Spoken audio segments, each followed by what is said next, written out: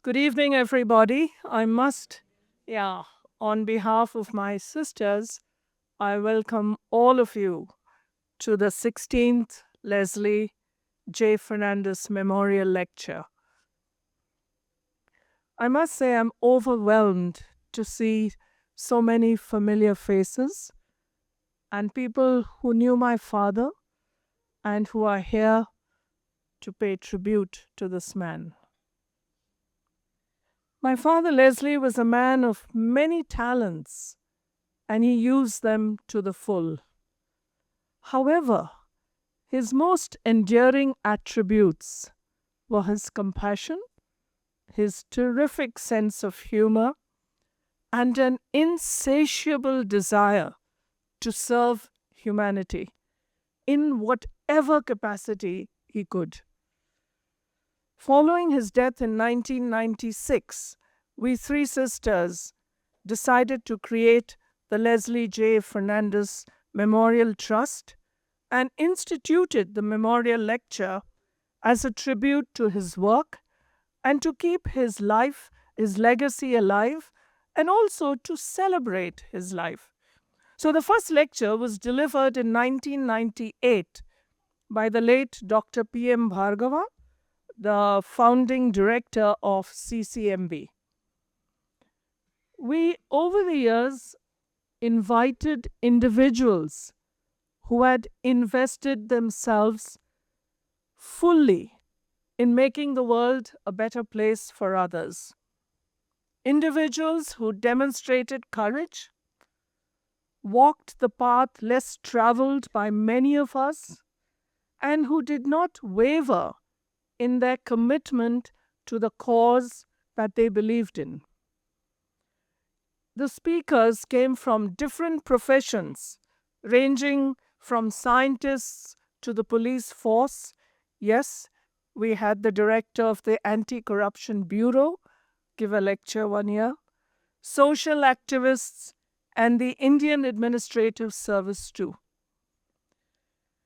There were interruptions to the lectures, and sadly, COVID added to that. And today, after an 8-year gap, we are pleased to host the 16th Memorial Lecture by Mr. Jasper Paul, whom I discovered in an Instagram reel that was forwarded to me by a friend. I must admit, I was riveted, and then began to read whatever I could about this young man. I was privileged to meet him 2 years ago when he and his wife honored us at Fernandez with a visit. But the icing on the cake, ladies and gentlemen, was last Christmas. On Christmas Day, I chose to visit one of his 3 facilities, interacted with the residents, and met his delightful daughter, Ida, who is a lovely mix of sunshine and pure, unadulterated joy. And I'm sure you will meet her as the evening moves on. Before I invite my sister, Patricia Hassan, to introduce Jasper, I thought we could play a short video of my father because some of you here never met him, and I hope the short video will do justice to the man.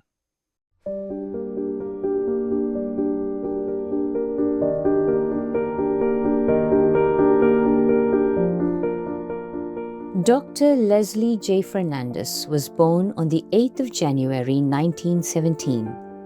The youngest of 13 children, he was orphaned at the age of 5. In 1946, he married Dr. Lourdes de Souza, a partnership that would go on to shape the future of maternity care in Hyderabad. In June 1948, with the help of her older sister, Dr. Mary, they opened Stoke Home in Boglakunta with 2 rooms and 2 beds. Leslie became the man Friday, quietly supporting Lourdes while the clinic grew to 40 beds. Meanwhile, Leslie and Lourdes were blessed with 4 children. Apart from his administrative skills, Leslie showed a deep interest in clinical care. So Lourdes encouraged him to pursue medicine. At the age of 40, Leslie entered medical college. As a doctor, Leslie was truly blessed with a healing touch. He was lovingly called Baba by his patients, a name that stayed with him till the very end. In 1971, Leslie survived a life-threatening medical emergency. He believed God gave him a second chance and decided then to devote his life to the service of humanity. He ran a busy outpatient clinic and asked patients to give what they could afford. All of it was donated to the Home for the Aged. An artist and philanthropist, Leslie gave generously beyond medicine. Even while battling cancer, he raised over 1 million rupees through his paintings for the Shanti Avedna Hospice in Mumbai. As a tribute, the Dr. Leslie Fernandez daycare room was established at the hospice. In 1985, he lost his only son Michael. Grief found expression through poetry and art, honest and deeply human. In September 1995, he inaugurated the ground floor of the unfinished Fernandez Hospital building, thus seeing the future taking shape. On the 16th of October 1995, Dr. Leslie J. Fernandez passed away, but what he built did not end. Fernandez Hospital stands today on the foundation of unchanging values of compassion, courage, and service, a legacy that began with 2 rooms and a man who gave everything he had. So before Patricia comes to introduce Jasper, I'd like to warn you, the listeners, who are present in this hall and those who have plugged in on Zoom, that some of the pictures may be very difficult to watch. However, this is the world of Jasper, the grim reality of what he faces every day. I also warn you to have a few tissues in your hands. It is a privilege to introduce Mr. Jasper Paul, founder of the Second Chance Foundation, Hyderabad, a committed social change maker whose work has touched thousands of lives. Jasper's journey into social service was shaped by a life-altering personal experience that gave him a profound sense of purpose and compassion. What began as an individual effort to help abandoned and homeless people on the streets has grown into the Second Chance Foundation, an organization dedicated to rescuing, rehabilitating, restoring dignity to the elderly, destitute, and forgotten.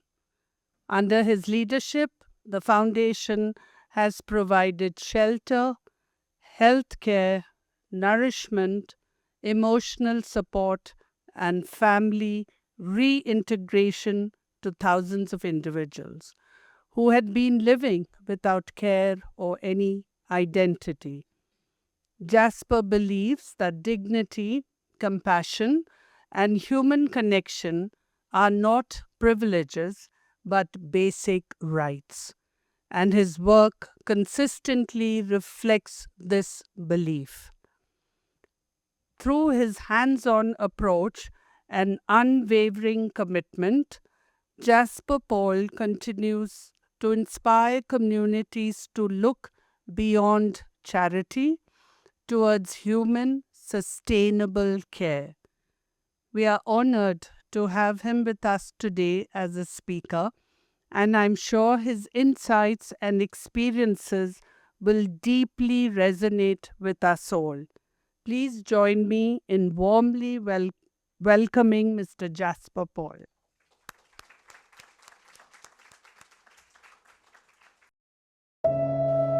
We found a lady crying at the top of her lungs. When our team reached the spot, we found her entire skull was broken and covered with maggots and flies. She was in terrible pain. We got her home to Second Chance and treated her, and she stayed with us for the rest of her life. We get almost 5 to 6 calls every single day about people who are abandoned and in need of help. Most of these people are in their last stages of life, suffering with some kind of disease like HIV, TB, cancer, injuries, or broken bones. They are the people who are counting their minutes to die. And it is safe to say they are the most ignored part of society, just lying there, hopeless, waiting for help to arrive. His body has become stiff, if you can see. Second Chance Foundation is an NGO that works with these precious people who are on the brink of death by rescuing them and getting them to our shelter homes and nourishing them into functional human beings of society. We have also started a hospital where the treatment for these destitute people are done absolutely free of cost. We rescued an unknown person who was in his last stages of life, abandoned and about to die. The doctors clearly told us that his chances of survival was nil. But we still took up the challenge, rescued him and got him to our shelter. With a lot of care, medical support and above all love, Kishan, a young handsome boy, recovered completely and you can see the transformation.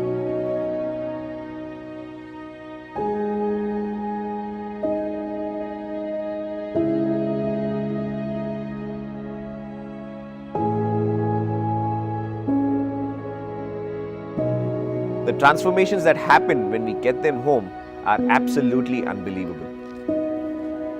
Till date, we have rescued more than 3,000 people from the streets of Hyderabad, and the number is going higher day by day. We are currently housing 200 plus elders across 3 shelter homes in Hyderabad. We need your support to feed them 3 meals a day and also take care of their hygiene and medical expenses. We need rice, oil, groceries, adult diapers, medicines and a lot more supplies. I'm sure you all know the cost of providing for just one elder in your household. And so we humbly appeal to you to donate towards our cause and help us to take care of the 200 plus residents staying with us. Every bit of your contribution goes towards the welfare of the people at our shelter. Do donate generously and let us together make this world a better place to live. God bless us all. Adversity is all around us. Every day as we step into our daily walks of life, as we leave our house, we see adversity all around us. It can be economic adversity, the stock market's crashing or inflation. It could be social, could be the caste system. It could be religious adversity where people are fighting over whose God is bigger and whose God is superior. It can be cultural adversity, fights over one's belief system and cultures. Or the adversity can simply be existential, which means that literally right now, as we sit in this auditorium, there are people outside who are struggling to live. Good evening, one and all. My name is Jasper Paul. I am 30 years old. And my story begins when most people think that their story is about to end. You would have heard my introduction, what all I've done in the past many years. But none of that qualifies me to stand here and speak to you today. Because I expected a lot of youngsters to be here, but it is quite the opposite. And I'm honored to be standing here and speaking in front of such an august gathering. But what does qualify me is that, like all of you, I have stood in rooms, in hospital rooms, in street corners, in bus stops, in railway stations, where the answers were few, emotions were heavy, and still, just like all of you, doing your best still didn't feel enough. So today I don't stand here as an expert. I don't stand here as a person who has it all figured out, but I stand here as someone whose life was shaped in the midst of adversity. And I'm very excited and honored and privileged, and I thank God for this opportunity to stand on this ground where compassion is practiced. Like Dr. Evita mentioned, some of the pictures that I'm going to show you today can be extremely graphic, so your viewer discretion is please advised. We're talking about existential adversity. Let me ask you a question. How many of you, is it okay if I walk around? Thank you so much. How many of you have seen people outside of your hospital die on the roads? Or have you seen a dying person? A person who's about to die? Or have you seen a person who's in a really, really bad situation? Yes. One such story I'd like to start off my talk is the story of Raju. Raju was found outside of a church. And he was found in the midst of adversity. It was a sight that made us sick to our stomach. He was lying naked on the streets. Someone saw his plight, covered him with a blanket, and just left. Little did they realize that Raju was completely paralyzed and could not even move 1 inch. So this person was urinating and passing motion in the same place. And that entire area got affected. His entire back area got affected and became something like this. The entire area here, there was a huge hole and there were literally worms eating him alive. We went to the spot, we cleaned him up, and we told him everything's going to be okay. Rescued him, got him to our shelter home. Now this young man, hardly about 25 years old, living in existential adversity, came to our home, transformed and became something like this. Left side is how he was on the street. Right side was how he was when he entered our home. Now remember, I told you that he was paralyzed. After a few months and after a lot of love and care that we showed to him, started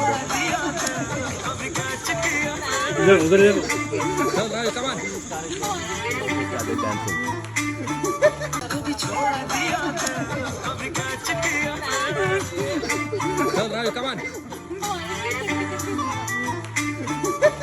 This evening, I've entitled my talk, Finding Purpose in the Midst of Adversity. And here's how the roadmap of today's talk is going to be. I'm going to start off with my very own story, my very own experience of how adversity gave me a second chance. Next, we're going to talk about how I used that adversity to translate pain into purpose. And lastly, I'm just going to give you a quick 4 points, although I'm in no situation to advise anyone, but these are based on my experience. Quick 4 points from being a social worker for the past 12 years as to how your life can make a difference in this world in the midst of adversity. So let's start off with my second chance.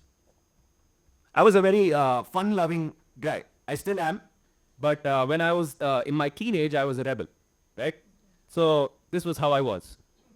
And I was a person who would go against my family, their wishes and their dreams. They wanted me to become someone very great, but this is who I became. I became a musician. And you would understand that there were a lot of girls that were behind me, literally behind me in the picture. And you can see that how they're looking at me. So I was a fun-loving kid. I loved music. I play musical instruments. I still do. I play almost every instrument you can name it. And I used to wear these bands like a tribal person all the way till my elbow. And I was the first person in the history of my family to color my hair. Never in the genealogy of my family has anyone covered the hair. Now we talk about generation gap.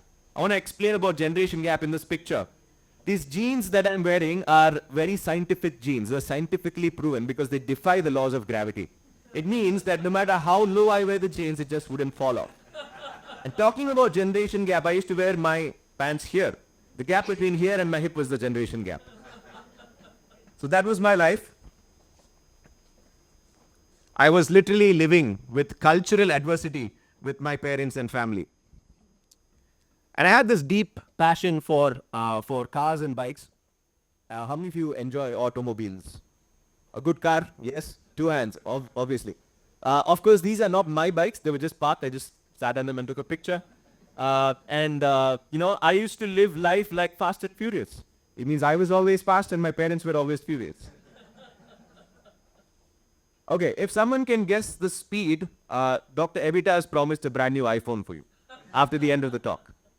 Can someone guess the speed that I was driving at? Sorry? No. Who said 180? Okay, that's the right answer. Dr. Evita, yeah, we're winner. So that's literally how I used to drive my car. I was into a lot of street racing. I was into a lot of illegal activities. Many times my car was impounded by the police. Many times I fell from the bike. I broke almost every bone in my body. And that's how life was going on. That's when adversity hits my life. Just like that, adversity hit my life. And because of my own irresponsibility, I met with an accident. And I used to have this red color car. And I used to drive this car on the road like there's no tomorrow. And I'm going to show you a video of a car flipping, right? So that video was taken from a movie scene, but it's the exact same thing that happened to my car, right? Let's watch.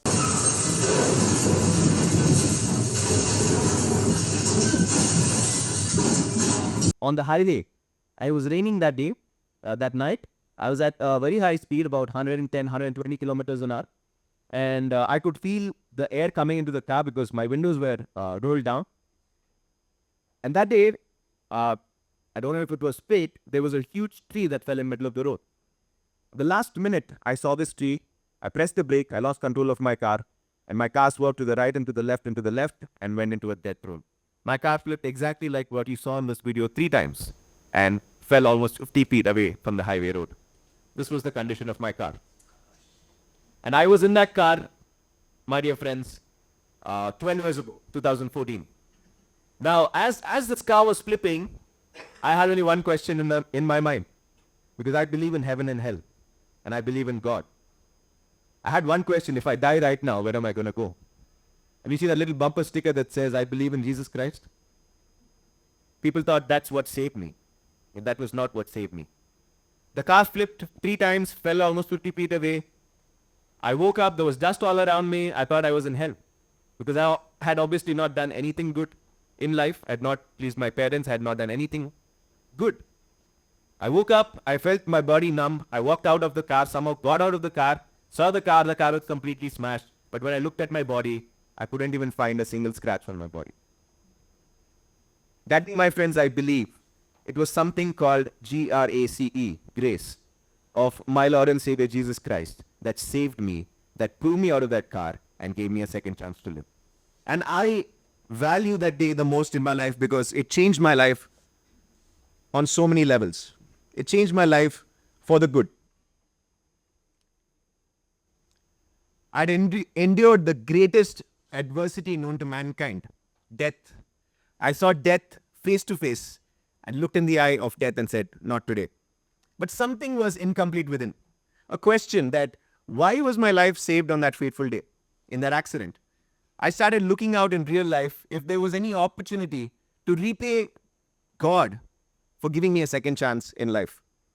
And that's when I met Padmavati. No, she was not my girlfriend. She was an old grandmother who was counting her moments to die. And our paths somehow crossed. I'm going to show you a video of Padmavati and my first interaction. Record her. Show me.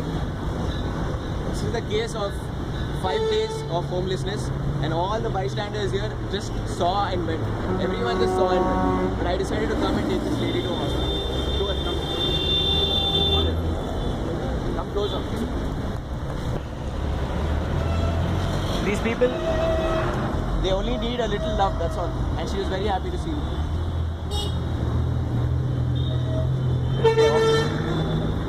So Padmavati was found near Secunderabad Station Road. How many of you are aware of Secunderabad Station Road, right? Near the old passport office. She was found there. She was lying on the street, and I was just passing by in my motorcycle for some work. And I happened to look across the road. I found this little lady on the street, and there were flies all around her. I thought to myself, probably this woman is dead. The curiosity within me made me go to her and look at her situation, and she was still alive. She was still breathing. I turned my bike back, and I came back home. When I was coming back home, I was passing by the same road where my accident happened, where my car actually flipped. That's when a voice, a small still voice, which I believe and called the Holy Spirit, spoke to me saying, maybe God saved your life that day for this one lady. And I turned my bike back intentionally, went back to this lady, and saw she had a bad injury on her hand. You could almost see that the bone was exposed. There were maggots literally eating up the flesh. And to cut the long story short, I had picked her up, put her in Gandhi hospital. In Gandhi, they refused to admit her. They asked me to clean her and get her inside. So I took a earbud. I removed all the maggots with my very own hands, cleaned her up and put her in the hospital. And this particular video, I put it on Facebook. Those days, Facebook was famous. Not anymore. Now it's Instagram. I put it on Facebook, and the video got a lot of views. People started sharing it, and the press covered the story. So Sakshi newspaper covered the story. Next day morning, it had come in the headlines that a 19-year-old boy rescued a 90-year-old woman. And my photo and her photo. Seeing her photo, this lady who was missing got reunited back to her family. That was her family member, and this was a photo that came in the Sakshi newspaper. Seeing this photo, she was missing from another village. She ended up in Secunderabad. She got reunited back to her family. That was my first experience, and that's how it all began, my first rescue. And ever since that day, I believed that my life had purpose. I believed that I had found my purpose, and my life's mission was in the people that were living in adversity. I started seeing people who were left to die on the streets, and my heart was moved. And I want to say adversity is a reality. Many of us have not seen such sights that I'm going to show you right now, but no human being on the face of the earth should go through all of this. Literally just skin and bones, just counting second after second, waiting to die. That's all.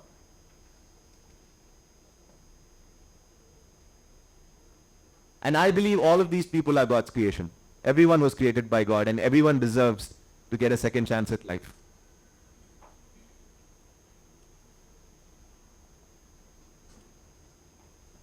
That's when the vision of second chance was born. I want to just give a small tip. It's free advice as to how you can recognize your life's purpose. What is that one thing in your life that makes you feel bad the most? What is that one thing from your childhood that feels like a burden in your heart? For me, it was these people. Even when I was little, when I was younger, I would feel a deep burden in my heart when I saw such people on the streets. The thing that causes that uneasiness in your heart that can almost every time become the purpose of your life. I'm sure all of you sitting in this room, most of you, if I may, chose healthcare because you had a desire to see people get better.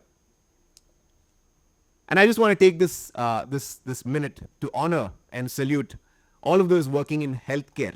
If you are indirectly or directly associated with healthcare, can I just request you to stand? I just want to take a moment to honor you. You're directly or indirectly related to healthcare. Can you have a round of applause for all of them? Thank you for your service. Thank you for your bravery. Thank you for everything you've done for humanity. Please be seated. We started an organization called Second Chance, an organization with the sole mission to see no homeless person die on the street. Through this organization, many thousands of people have received shelter. Now, this is the most interesting part of my talk. I always show these pictures wherever I go to speak. These are some of the people who have recovered after reaching our shelter home. This particular person, his name is Sandeep, and as you can see, he was very malnourished, has an injury on his hand which was gangrenous, and he was just lying on the hospital floor. This is Osmania Hospital. He was lying on the floor without having food for many, many weeks together. Imagine you missed one meal. Your stomach starts to grumble. And there are different sounds which you've never heard in your life that starts happening in your stomach. These people have not had meals for weeks together. We rescued him and got him to our shelter home and gave him a shake, gave him a bath, and this was how his condition was. And if you can see on his chest, there's a tattoo that says Harshita. So probably it was a love failure case. We do not know. But this person, even though he failed at love, love never fails. Even though he failed, I've never said this before. Even though he failed at love, love never fails. You want to see what love did to him? Yes?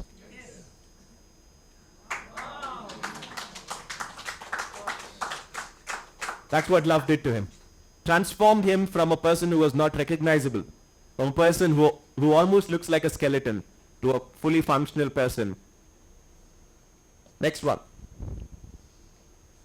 The story of Meena, immigrant from North India, came to Hyderabad to do some work, ended up here somehow mentally unsound, lost all her belongings, ended up in our shelter home with a very high fever. The police personnel had brought her to our shelter home, and my wife and the team gave her the best care, the love, the affection, the medical treatment, and she transformed into something like this. Yeah, you can give a clap to the team who's behind this kind of transformation. Are you liking the transformations? Yes. There's a young boy lying outside Osmania Hospital again. Here, these people, they lie in the hot sun, in the cold winter, in the rainy season. They're just lying there. No one to help them, no one to put a shelter over them. They're just lying there. And obviously, as you can see, he had soiled his pants and unable to move in a bad situation. So we had gone and rescued him. So I drive my own ambulance. I have an ambulance and I drive it myself. So whoever I rescue, they think I'm a driver. And they think my wife's the boss, which is the right thing. So we rescued him and he transformed into something like this. That's what love can do.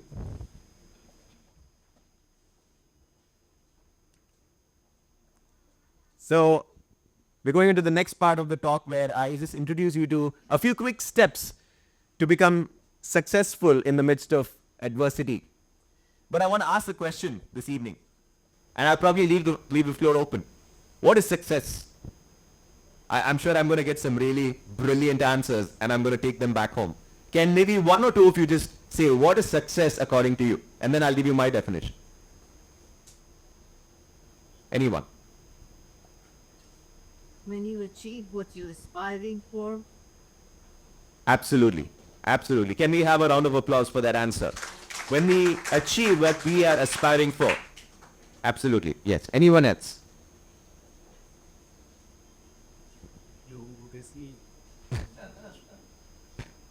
Where is success? Yes, please. When we be satisfied with what we have done. When we look back and feel satisfied with what we have done. Absolutely. Can we have a round of applause? Now, I'm not sure if everyone can relate to me, but success, according to me, is this. When someone else who cannot give you anything in return has benefited from your life, you are successful. This is my definition of success. For some of us, it can be, career growth. For some of us, it can be giving a good life to our family. For some of us, it can be money. For some of us, it can be fame. But according to me, success is if someone else who cannot give you anything back in return has truly benefited from your life. Like how we saw in the video from Dr. Evita's father. How many people have benefited? And they gave him such a loving name, Baba. He's truly a successful man. Dr. Evita is truly a successful woman. How many people have benefited from her life and her work? That is success to me. So we're just going to look at few points and we'll quickly close and leave the floor open for questions. The first one is to take the initiative. In the midst of adversity, it all begins with the first step. Whenever we see something unjust happening, whenever we see problems, whenever we see issues, it all begins with us taking that first step. Someone said this, initiative is doing right without being told to do so. I'll say that again. Initiative is doing the right thing without being told to do so. Another person said, action is the antidote to adversity. I'm going to play a video right now about a person who was found in a very busy street. And thousands of students, thousands of lecturers, thousands of common people passed by that street, but nobody stopped for this person. Another few days he would have died on the street, but someone took initiative to rescue him. Let's watch the video.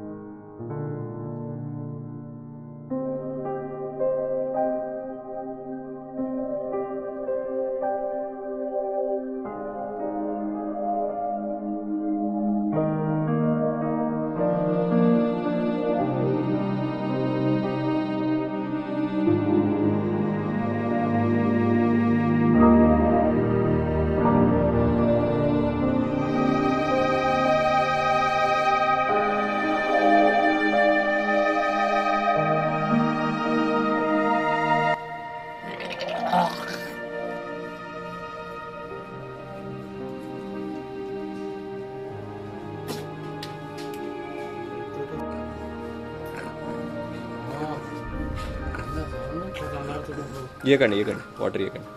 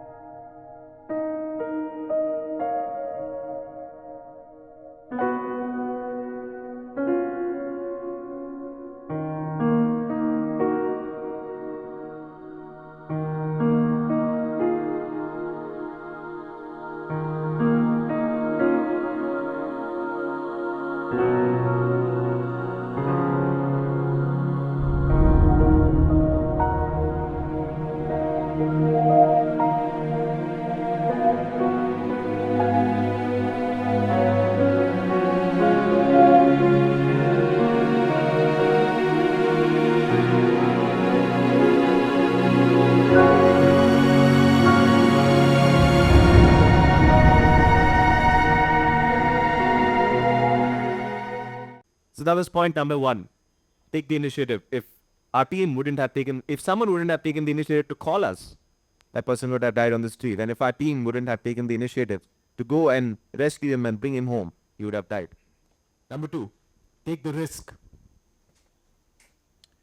The biggest risk in life is not to take any risk. If you don't go out to the branch, you're never gonna taste the best fruit. And one such story I'd like to share about taking risk was a time where there were about 40 elders who were abandoned at another old age home. The article in the Deccan Chronicle says 35, but we rescued 40 people. So we rescued 40 people on a single day from another old age home where they were not being cared for. You can see the people literally, in their last stages of life. So we got them to our shelter home, and at that time we didn't have resources, we didn't have staff, we didn't have people to care for them, but somehow we managed to mobilize, and we did a couple of videos and put it on social media, through which we got a lot of support and got all of these 40 people home. Now some of these people were suffering from severe infections, and literally when they would pass motion, we would have to pull out worms. It was that bad. And time went on, we were able to stabilize all of them. One day I get a letter in the mail. And it's bad news if the postman is wanting to give the letter only to you. So he was asking specifically for me, and he gives the letter to me. I sign, I open the mail, and it says, "You have been summoned in a case." And my name is the second suspect, saying that I kidnapped all of these 40 people, and I am putting them under illegal detention. And there is a non-bailable warrant because it's a human rights case. And that was filed by the owner of that old age home, right? So he filed the case, and I was just 21 or 22 at that time, and I was facing my first court case. I took a risk, got all of these 40 people home, and I thought I was doing good for them, but then I get this mail. And then I started becoming all dramatic. I told my wife, if I go to jail, look after my parents, look after this, look after that. But then when I was coming back home, there was a song that was playing on the radio. It said, "The voice of truth says, do not be afraid, and the voice of truth will always win." And we hired a lawyer. In fact, we spoke to many lawyers. They were asking us for hefty amounts, unimaginable amounts to solve the case. But then I had a friend it's good to have lawyers who are your friends. They charge you less. So we engaged him, and usually, how long does a court case take in India to get solved? Years? Decades? Generations? Centuries? Probably never. 2 months I won the case. 60 days. That's all. The judge looked at it and said, "This is nonsense." He quashed it. And I won the case. But all of those 40 people got a second chance to live. This was some of the condition of the people. Thousands of lies in the hair, not being taken care of, no caretaker. Next one. Trust God. There's a verse in the Bible that says, "Trust God with all your heart and depend not on your own understanding." Sometimes, I don't know how many of you believe in God or not, but I believe that there is a big guy sitting up there. There is a big guy sitting up there watching over all of us. So we trust God. We have been trusting God from the minute we started Second Chance till this very day. Our NGO runs on faith. We run on faith that God is going to provide for all our needs. And one particular story that I'd like to share will literally blow your mind. When I started off Second Chance, there were a lot of people who told me that you're too young. You're too young to start. You won't get funds. People won't trust you. You'll hardly be able to rescue 1 or 2 people in 1 year. By the end of 1 year, we had 100 people and we had 3 shelter homes already. These are some of the pictures of the shelter homes that we are running presently. This is one at Yapral, this is the one at Charlatali, and this is a bigger space at Gatkesar. So the story I'd like to share with you is called The Miracle Idlis. And why I mean with Miracle Idlis is because sometimes things are tight at the shelter home. We have about 200 people that we need to feed on a daily basis, 3 meals. Sometimes you do not have enough to feed people. But it's a testimony that for all these years, for the past 12 years, there's not been a single time where anyone has gone hungry. Not a single time, right? So one day we were short of food and someone had brought a can of idlis, say about 50 idlis. So now in our Yapral center, we have 3 floors and we have about 50 people staying there. So 50 idlis for 50 people. Our people tend to eat like a marathon, like 6, 8, 10 idlis, because as they recover, their appetite goes higher. And the caretaker, his name is Raju, he was wondering, how will I serve these 50 idlis to 50 people? And he said, never mind, let's just go and feed whoever gets first come, first serve, and then we'll think about the next situation. He takes the can, goes up to the first floor, feeds the first floor, comes back down, there's idlis again. He finds idlis again in that same place. He takes that second set of idlis, goes back to the second floor, feeds them, comes back, there's idlis again. Takes those idlis, feeds the ones on the third floor, comes back down, there's 1 idli left in the basket. That's the miracle idli. Raju ate that idli just to remember what had happened on that day. Right? So sometimes things are beyond our control. Sometimes we cannot do something to get something. But there is a big guy up there who sees the intentions of your heart, who sees what you want to do and who's always there to provide. Last one. Take on challenges. Life will throw challenges at you, left, right, and center. But challenges often prepare ordinary people for the extraordinary. So if you're not having challenges in your life, you will remain an ordinary person for the rest of your life. And one such challenge that I'd like to share with you, and most of you in healthcare could relate, is the story of me, myself, out on a rescue mission near Eragada, near the TB hospital. So if you find someone in this condition near the TB hospital, you know for sure that that person has some kind of a disease. So as a protocol, what we do is we wear a mask, we wear gloves, and we check their vital signs right on the road. Like if they need some kind of an emergency medication, we administer it to them on the road. So we were checking his vitals. I was checking his vitals. This is happening in the middle of a busy road, right? There are vehicles going all around and there's a lot of commotion. We somehow managed to park the ambulance and cater to this man. He was crying out for help, lying naked. I checked the blood pressure and then I was checking the blood sugar, and I was using a lancet, a needle, to check the blood sugar. My bad, I was not using the click pen. So I used the lancet and I poked his finger and blood was not enough. So then I poked the other finger and the blood came out a little bit, but it was not enough for the reading. But I saw it with my very own eyes that the lancet had blood on it, right? So when I was trying to swab his other finger to get some blood to put it on the glucometer, the same needle poked me. It poked my thumb. And although I was wearing a glove, it went very deep into my thumb. And I was 100% positive that that needle had blood. And immediately I froze. This was not some kind of a movie or a dream that you can go back and undo or go to the last checkpoint. I called my wife and I told this is what has happened. And she was anxious. Both of us were anxious. We called the doctor. But the doctor said that you need to screen this person for what he has. And then if you are exposed to anything, you need to get treated to it. We went back home. We took him back home, sent his blood. It returned as HIV positive. I got directly exposed to the HIV virus. And since I'm not in the medical profession, it was a very big deal for me. It's a common health hazard in medical science, but for me, it was a life-changing hazard. And my instant thoughts were, what if I get HIV? Because I was positive that the blood went in. What if I die of this disease? What if I can never be a father in my life? And then we rushed to Apollo Hospital. They put me on prophylaxis on the HIV medication, so I had to take that strong medication for 30 days. That made me very sick. I had a lot of joint pains and fever and vomiting. But more than the physical aspect of this entire episode, the mental trauma was very strong, because these are some things you cannot tell everyone. You cannot tell your team. It gets their morale down. So I had it within me and my wife and my family, and all we could do is take on the challenge and go ahead with the mystery that was around. We didn't know what life held for us. And the doctor had told us that we had to take a test. I had to take a test at 6 weeks, 3 months and 6 months. 3 tests. In any single of tests, if you come positive, you are HIV positive. And by God's grace, all the 3 tests came negative. So I was completely free from that disease. But in the midst of that, I took on the challenge and I still continued my work. I didn't stop. I still continued my work. If I had given up at that very moment, I think I wouldn't have gone further in life. So we take on challenges.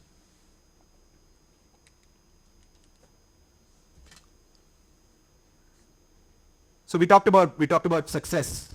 We talked about how successful some of the people in this room are. And we talked about what success actually is.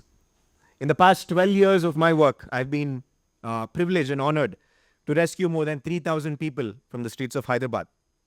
Not because I was capable or a great raiser of funds, but just because I was consistent. Just because of the consistency in the work, people believed and people started giving. Consistency in what you do to help others every single day will help you to be successful in life. So every single day, let's make it a habit, and I'm sure most of you are, to do something good for someone in need. And that will truly make you successful in life. These are some of the pictures of my journey. Used to be out on the streets almost every single day for many, many years, serving the people on the streets. So we saw what adversity did to my life, what adversity, out of adversity, what was born, but also it brought me my blessings. 2 of the biggest blessings in my life. Number 1, my beautiful wife, Teresa. She's right there, sitting right there. Yes. If you come, with your permission. Isn't she beautiful? Pretty girl. I was always, praying for someone to marry someone who would, be with me in the cause. Just imagine if she was working the corporate and I was doing this, it would be a complete mismatch. But she actually was in Italy. She was doing her master's. And in Italy, in the middle of a supermarket, she broke down because one elder had video called her. And she took the next flight back home, leaving everything, and came to serve people here full time. That's what she did, yeah. And the second thing she did was she fell in love with me. And we got married. So, yeah. And then, the next blessing. Yes, she's coming to me. This is the second blessing that I got. Yes, this is Ida Evelyn Jasper. This is my beautiful daughter. She is our adopted child. We adopted her on Jan 1st, 2025. In fact, we didn't adopt her, she adopted us. She adopted us. She's a blind child. She's born with this condition called bilateral anorthopalmia, which means the absence of eyeballs. So she doesn't have eyeballs, and probably she'll never be able to see for the rest of her life. But she's the smartest, cutest, and the most amazing young girl who has changed our lives for the better. And yes, please, a round of applause for my beautiful daughter as well. Yeah. Thank you. Please be seated. This is our happy family. In the midst of all the pain, all the suffering that we see every day, this is our time where we get to spend with each other, and it's just an amazing time. Many people ask me the question, what keeps you going? What is that driving force that keeps you going? I say it's these 2 questions, and if it's okay, can we all just read this out together? Come on, here we go. If not now, then when? If not me, then who? Every time I spot a person who's homeless on the street, I ask myself this question. If not now, that person's gonna die. And if I don't go, I don't think anyone else is gonna go. So these are the questions that drive me every single day to rescue thousands of people from the streets. And these are all the people that we have rescued. Do they look like people who are dying? Absolutely not. That's because love changed their life, and they're all with us right now, and they're part of our big family called Second Chance. Yeah, the big happy family called Second Chance.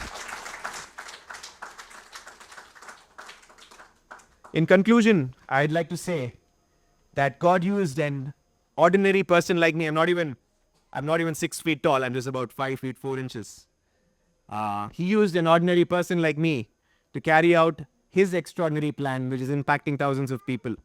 And if he used me, a person like me, I'm sure he can use all of you. So you have one life, and all we got to do is make it count. Like Dr. Evita mentioned, her father would use every opportunity in his soul, in his blood, to do something for humanity.